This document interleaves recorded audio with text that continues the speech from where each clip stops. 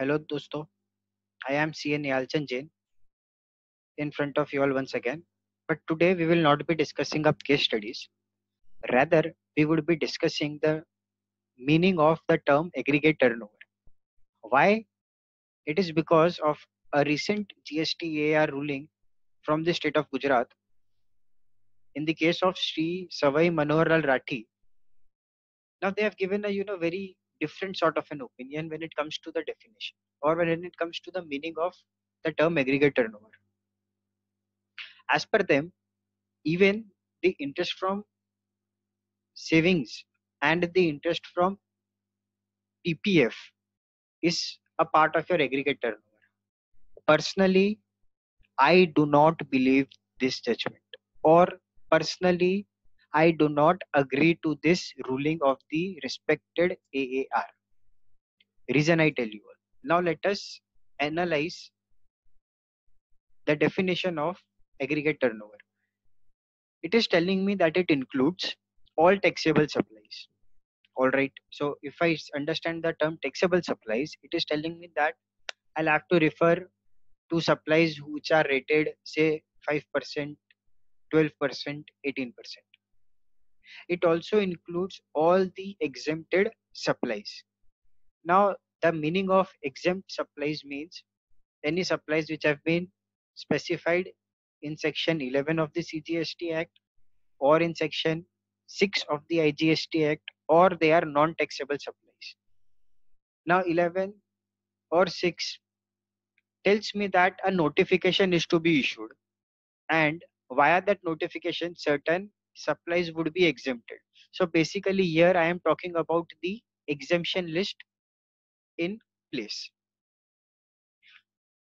Then it tells me exports, and then it tells me that if I have a place in Mumbai and I also have a place in, say, Rajasthan, so if I am selling from Mumbai to Rajasthan with the same pen, that is if a supply is being made to a distinct person, then it is also an aggregate turnover, which is fine.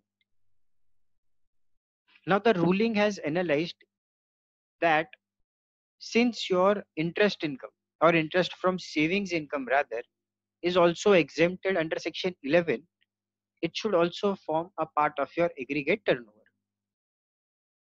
Now with due respect to the judgment, I do not agree to it, because when I put my money in the savings account or when I put up my money into the PPF, it is not my business to do so. Rather, it is my investment. So, the interest income that I am receiving is rather in lieu of my investment than as a result of my supply taking place. I hope this is clear. Let us now come to the exclusion part. It says that what is to be excluded from the meaning of your aggregate turnover. It says inward supplies on which tax is required to be paid under reverse charge basis, which means generally supplies of GTA, directors, government supplies on which the recipient is liable to pay tax under RCM basis. It goes ahead and excludes all the types of GST and cess thereon as well, which is obvious. I hope the definition of aggregate turnover is clear. Thank you, and please note the views expressed in this video is personal to me and it cannot be treated as a legal opinion.